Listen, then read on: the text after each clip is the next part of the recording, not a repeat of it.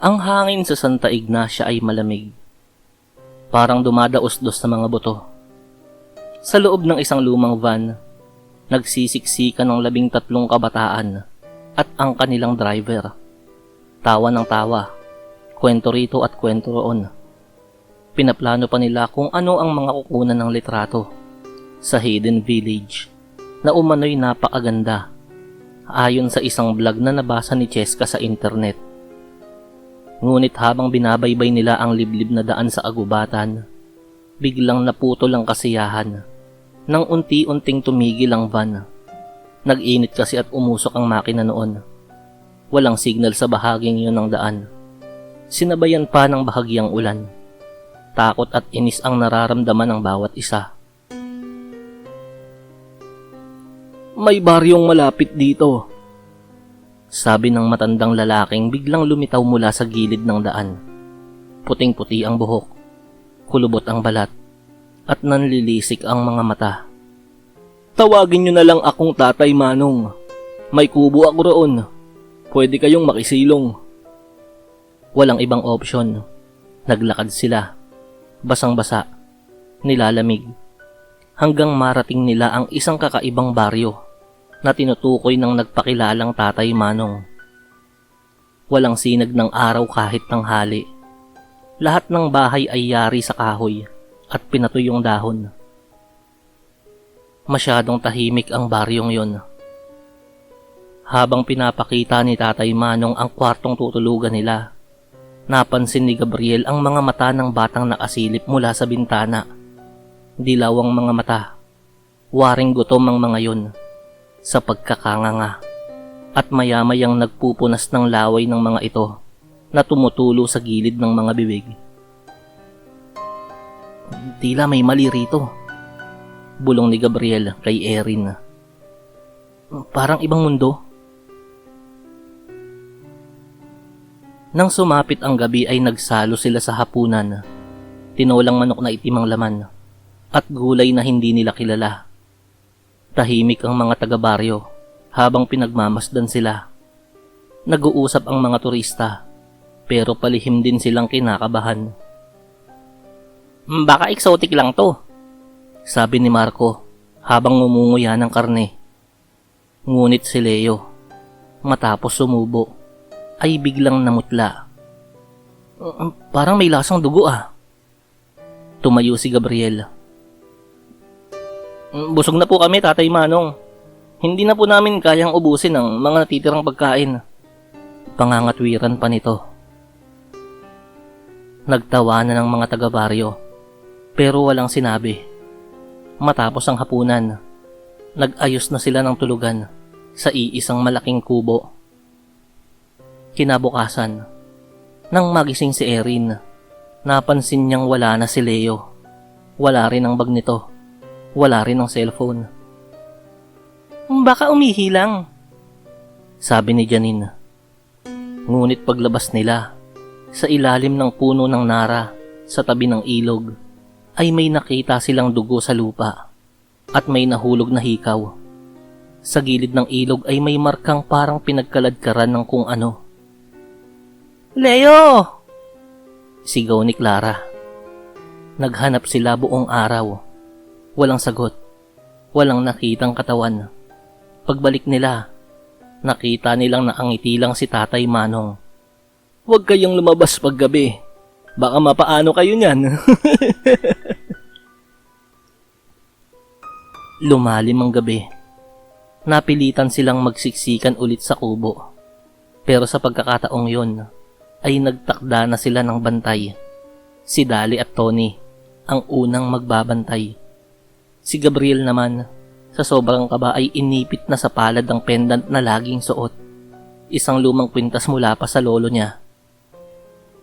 Nang 2:00 ng umaga, may narinig si Gabriel na tunog ng pagaspas. Tila mabibigat na hakbang. Tumayo siya at pagsilip niya sa bintana, nakita niya si Janine na kinakaladkad sa dilim.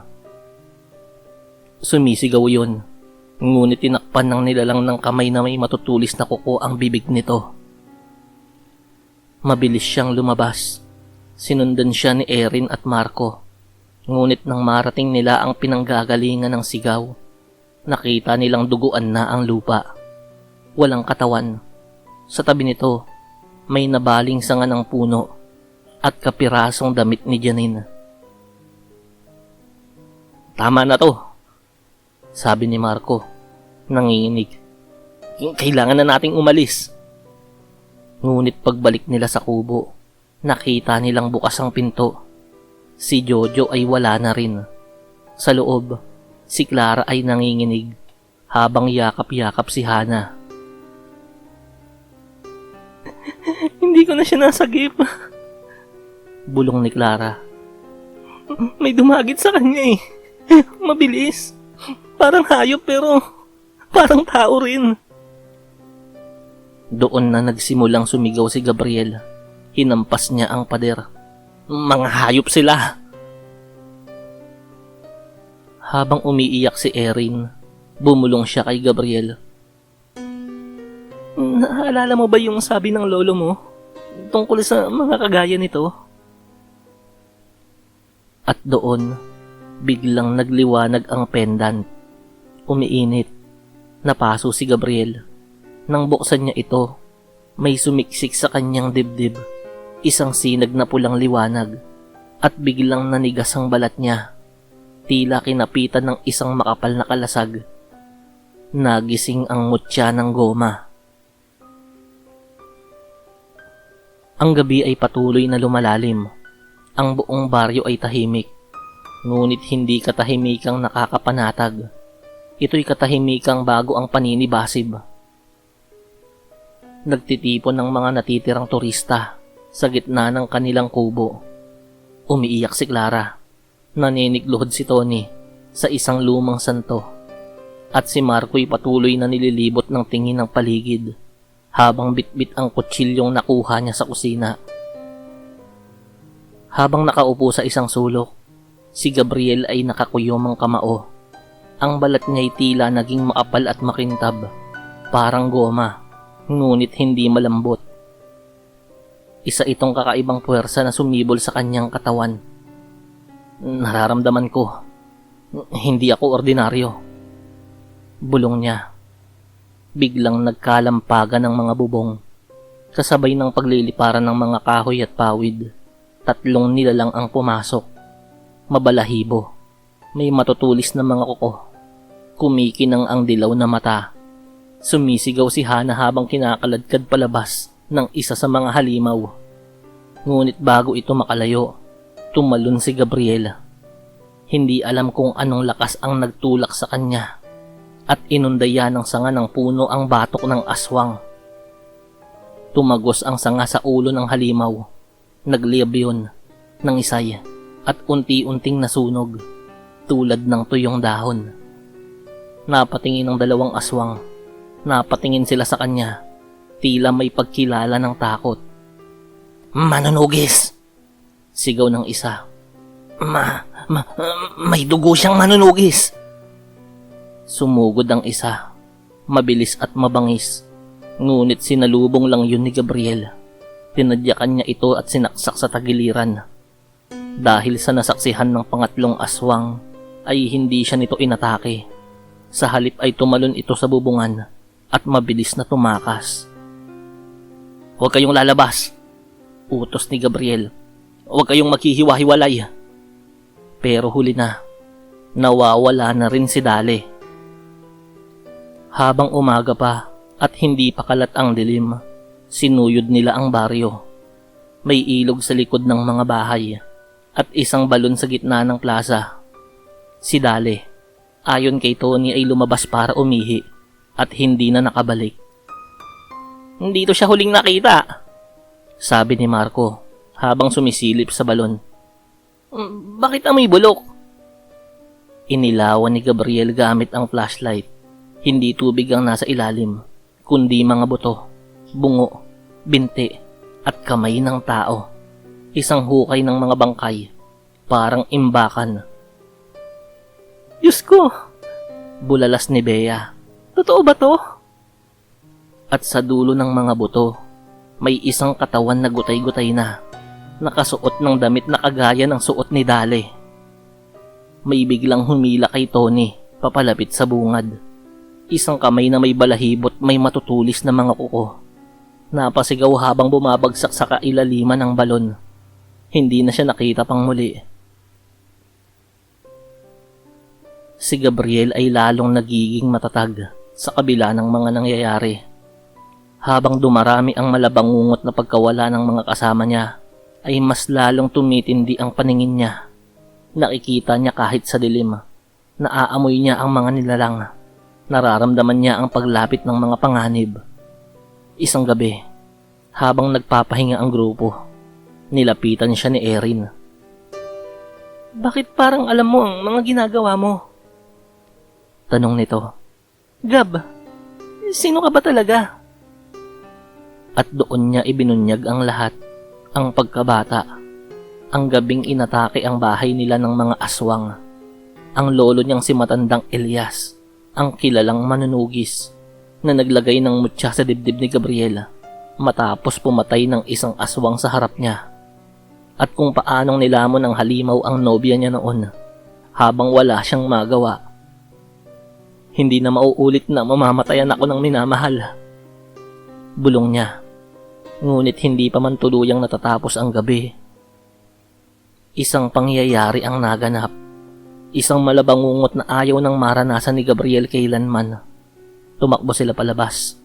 Sa may ilog, nakita nila si Erin, duguan, hawak ng isang dambuhalang nilalang. Higit na mas malaki kaysa sa mga naunang sumalakay. Makapalang balahibo, ang matay pula at may sungay sa noo. "Siya ba ang pinuno?" tanong ni Gabriel sa sarili. Habang lumalapit siya, sinigawan siya ni Erin. "Gabriel, mahal kita." At sinabunutan siya ng halimaw. Sa harap niya, sa eksenang minsan na niyang naranasan, nakita niyang nilapa si Erin. Una ay ang braso, tapos leeg. Walang nagawa si Gabriel kundi ang sumigaw habang umiilaw ang kanyang balat. Tumalon siya, sinaksak ang aswang ng sanga ng punong hawak niya. Ngunit matigas ang balat nito. Hindi agad tumagos. Napunit ang balikat ni Gabriel sa isang pagtusok ng kuko nito. Subalit tila nasunog na goma ang tumatakip sa tinamo niyang pinsala hanggang sa maghilom yun. Ngunit sa ikalawang suntok, itinarak niya ang sanga sa mismong lalamunan ng halimaw. Sa wakas, umatungal yun ng ubod ng lakas. Hindi huminto si Gabriel. Pinutol nito ang isang kamay ng aswang at iyon ang ginamit para itarak yun ng itarak sa dibdib at sikmura ng aswang. Ngunit huli na, hindi na humihinga si Erin at ang mutya niya ay nagliyab ng mas matindi sa gabing iyon. Sa gitna ng gabi matapos ang pagkamatay ni Erin, nagtipon ng mga natitirang turista sa kubo. 6 na lang sila. Si Gabriel, Clara, Marco, Bea, Hana at Arman. Lahat ay halos hindi makapagsalita. Nanginginig, umiiyak. Si Gabriel lang ang tahimik, nakaupo sa isang sulok, hawak ang sanga ng puno, at pinipilit lunukin ng kirot ng muling pagkabigo at galit. Sa labas, may mabigat na yabag. Hindi tulad ng mga naunang pag-atake. Ito ay mabagal, mabigat, parang dambuhalang nilalang ang paparating. Isa-isang namatay ang mga ilaw sa baryo. Umilaw ang mga mata ni Gabriel. Naramdaman niyang papalapit na ito. "Siya na yun," bulong niya, "si Baryog." Lumabas siya sa kubo. Ang mga kasama niya ay nagsisigawan na sa takot. Ngunit hindi na siya pinigil. Sa gitna ng plaza ng baryo, mula sa anino ng mga puno, lumitaw ang halimaw. Si Baryog, ang pinuno ng mga aswang. Malaki ang katawan, mukhang paniki, may sungay, may 2 bunganga, isa sa muka at isa sa tiyan. Ang mata niya ay itim na parang walang emosyon. Ang hininga niya ay amoy bangkay. "Gabriel!" Sambit ni Baryog gamit ang isang tinig na matagal nang inilibing. "Ikaw pala ang apo ni Elias." Naggulat si Gabriel. "Kilala mo ang lolo ko?" "Tama. Ako ang pumatay sa kanya. Isa siyang salot sa amin. At ngayon, ikaw na pala ang tagapagmana niya." Mabilis ang laban. Sumugod si Baryog. Napalipad si Gabriel sa unang suntok. Tumama sa puno. Ngunit hindi siya nasaktan. Salamat sa kanyang balat na gawa sa goma. Binalikan niya ito. Iwinasiwas ang sanga. Tinamaan si Baryog sa mata. Sumigaw yon. Isang alulong na yumanig sa buong baryo. Ang mga aswang ay nagsilabasan mula sa mga kubo. Nagkalat sa paligid. Ngunit hindi makalapit kay Gabriel. Isa pang atake. Kinagat si Gabriel sa balikat. Pero hindi tumagos yun. At sa puntong yun, inundayan niya ng sanga ang bunganga sa tiyan ni Baryog. Umatungal muli ng napakalakas ang halimaw. Parang dumadagundong na kulog at kidlat yun sa buong baryo. At mula sa sangang nakatarak sa bunganga sa sikmura ng aswang, ay tila may mainit na gomang nalulusaw at umuusok. Nagsimulang magningas ang apoy noon. Nagliyabang buong katawan ng nilalang. Tumalon si Gabriel palayo.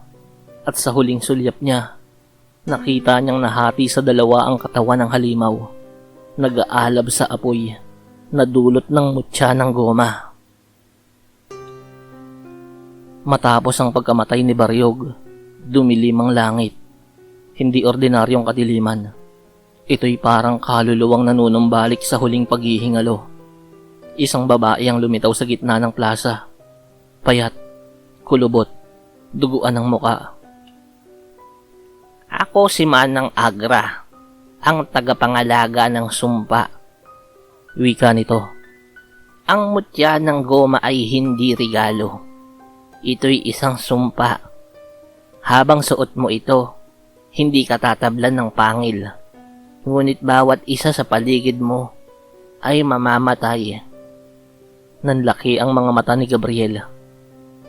"Anong ibig mong sabihin?" "Isa kang manunugis.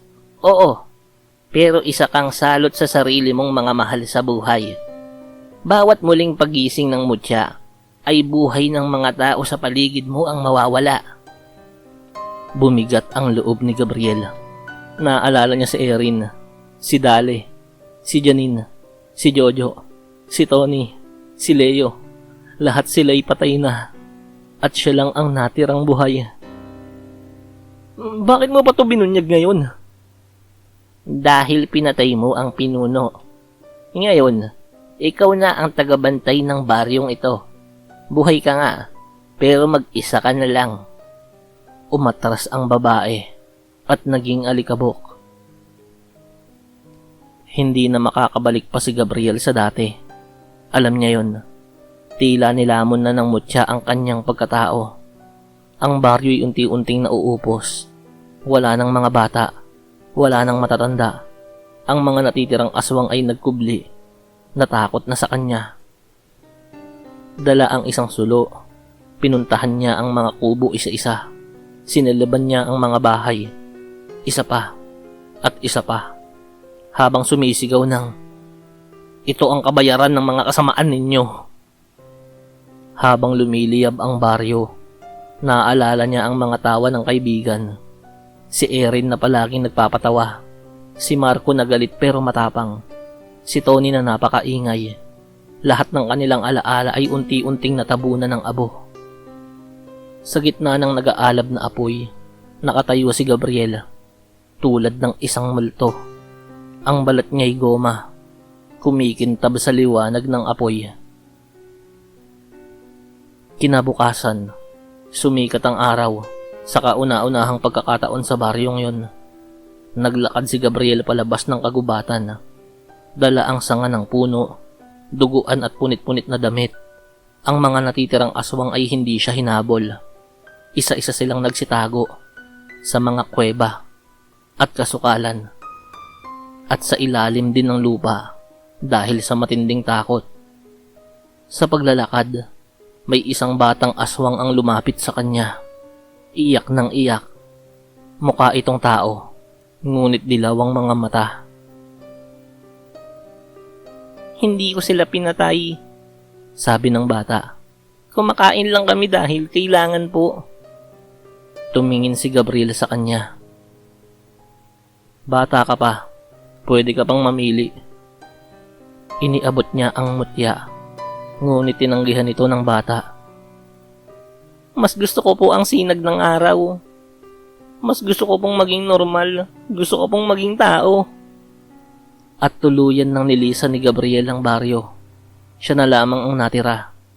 Ang bagong manunugis. At sa kanyang dibdib, patuloy na kumikislap ang mutya ng goma na parang nagpapahiwatig na may susunod pang laban sa dulo ng daan.